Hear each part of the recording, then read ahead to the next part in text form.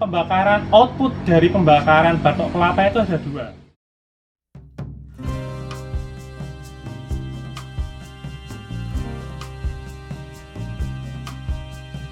Sobat Warta, ketemu lagi dengan Nurdian. Kali ini kita di UMKM, salah satu UMKM di Kudus yang memproduksi briket dari batok kelapa.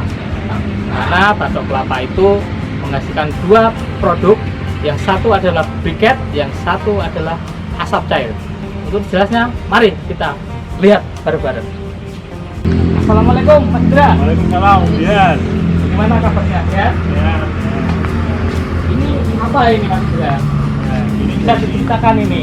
ini adalah bahan baku briket ya, dan asap cair ya. Jadi ini itu dari pembakaran batok kelapa tua, kemudian kita sortir, sepetnya kita ilangin, kita bakar di sana. Pembakarannya itu mencapai 6 jam sampai 1 hari. Nah, setelah dibakar kan pasti ada asapnya. Asapnya kita suling dari itu keluar, masuk ke dalam sini, didinginkan menjadi cairan.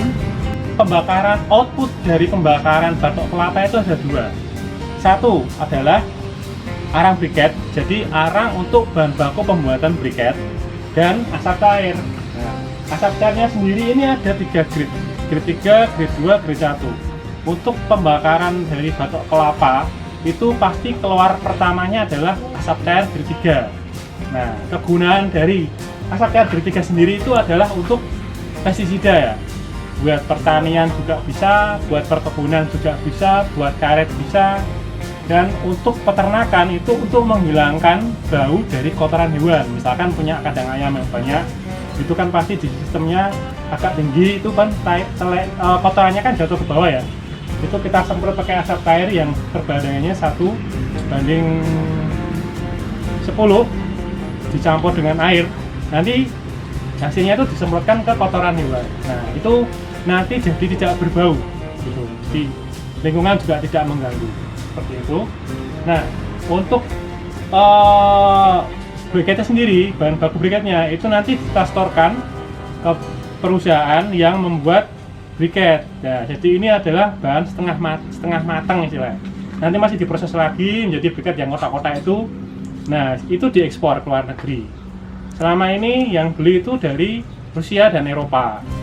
Nah, untuk yang asap cair itu ini untuk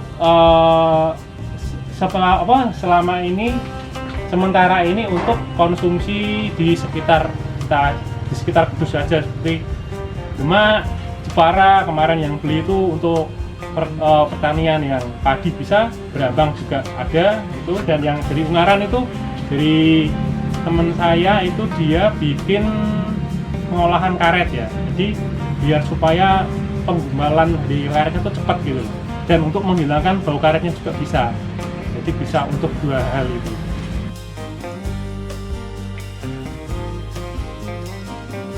Jadi untuk bahan baku batok kelapa itu kita dapatkan dari tekanan dari produk jenang. Soalnya jenang itu kan dibikin bahan bakunya dari kelapa tua. Nah, batoknya itu kita ambil, dia setor ke sini, kemudian kita bakar. Nah, untuk prosesnya pembakaran batok kelapa itu untuk 1 ton batok kelapa bisa menghasilkan arang briketnya itu sekitar 250 kilo, dan output untuk asap cairnya itu sekitar 250 liter gitu. Jadi outputnya bisa jadi dua, yaitu arang briket untuk bahan briket sama asap cair. Kalau harga pengambilan kita variatif ya, jadi soalnya dari pengepul satu dengan yang lain itu harganya bermacam-macam, tapi kita selalu berpatokan bahwa harga yang kita deal sama mereka itu udah sampai sini, jadi kita nggak ambil, tapi mereka antar. Kalau usaha ini tergolong baru ya, belum ada satu tahun, karena ini mulai dari Januari sebelum corona itu kita sudah mulai bikin, dan kemudian ada corona kita agak berkurang. Karena kenapa berkurangnya adalah karena dari produksi jenengnya sendiri itu dia berkurang. Jadi dia untuk konsumsi kelapanya kan berkurang. Jadi kita juga kelapa yang kita beli, yang dia jual juga berkurang. Karena saya tanya kenapa berkurang, karena tempat-tempat pariwisata kan tutup. Jadi jenengnya juga nggak produksi banyak. Akhirnya dia beli kelapanya sedikit. Akhirnya kita juga nggak bisa produksi tiap hari karena kekurangan dari bahan baku sendiri. Kalau untuk bahan briket itu selalu prospek karena kita ekspor ke luar negeri. Di luar negeri itu kalau musim dingin dia untuk penghangat ruangan kan, karena arang briket itu sendiri beda dengan kayu yang dibakar. Kalau kayu kan menghasilkan abu yang banyak, tapi kalau briket nggak ada abunya, dia langsung ngendap hilang gitu. Dan dia lebih panasnya itu lebih tahan lama daripada kayu yang dibakar gitu. Jadi orang Eropa sana lebih suka pakai briket daripada dia harus tebang pohon untuk penghangat ruangan sendiri di musim dingin ya terutama ya. Nah, seperti itu.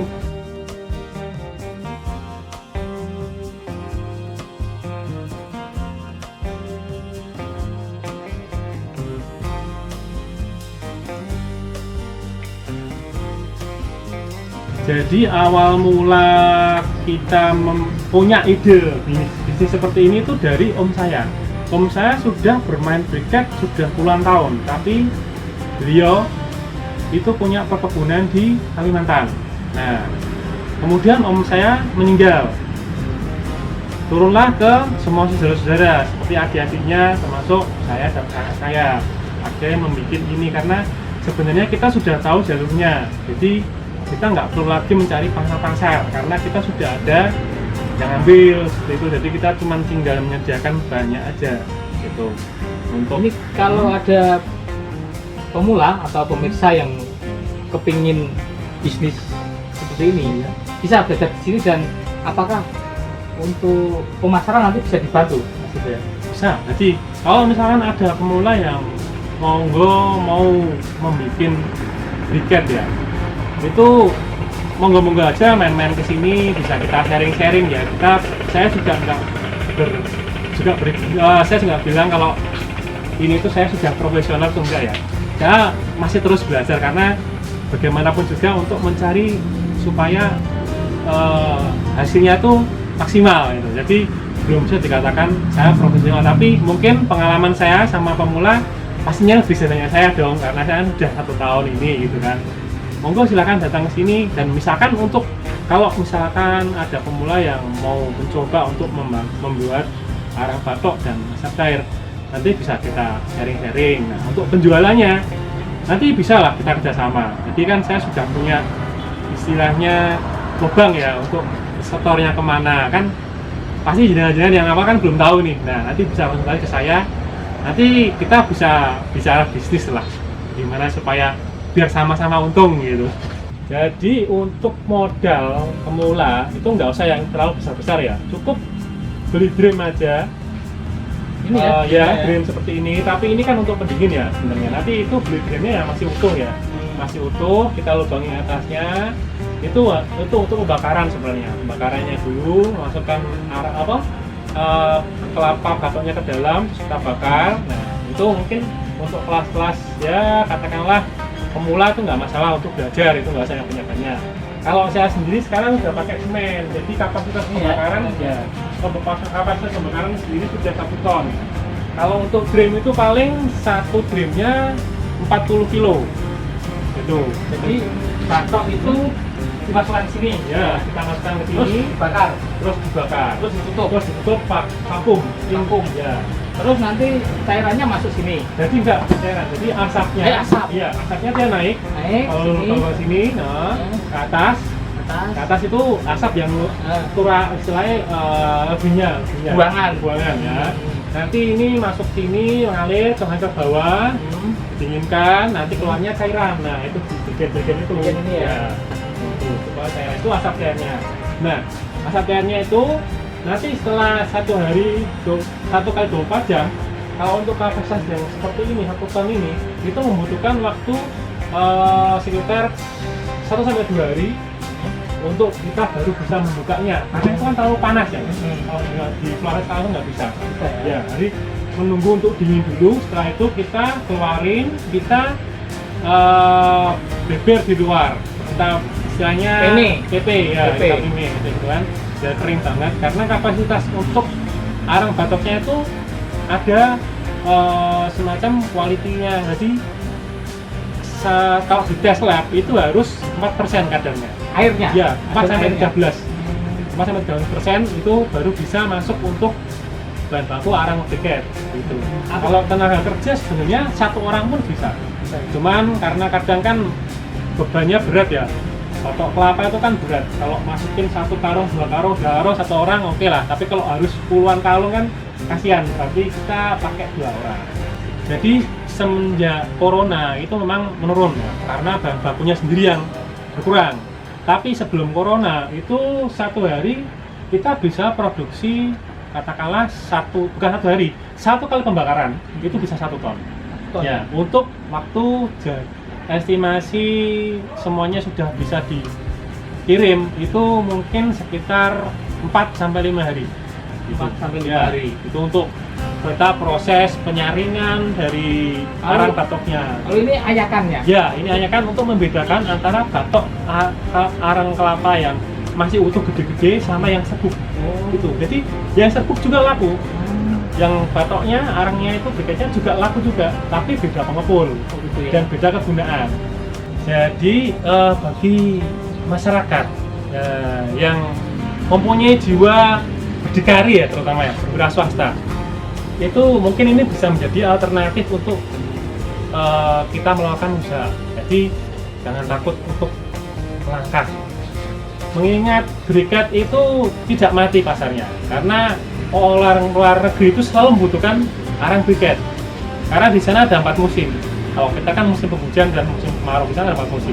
Dan musim dingin itu membutuhkan banyak sekali briket, dan di Indonesia sendiri kuotanya belum mencukupi untuk pengekspor, karena kita selalu kekurangan bahan untuk diekspor. Jadi mereka permintaannya lebih banyak daripada kita bisa memberikan, seperti itu.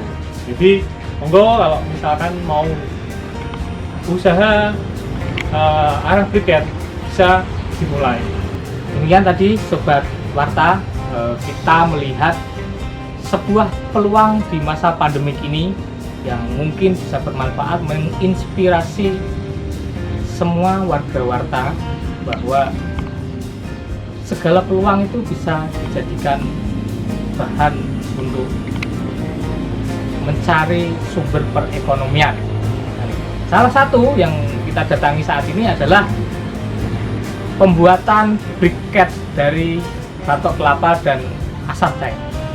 Ya pemirsa, semoga bermanfaat dan menginspirasi. Salam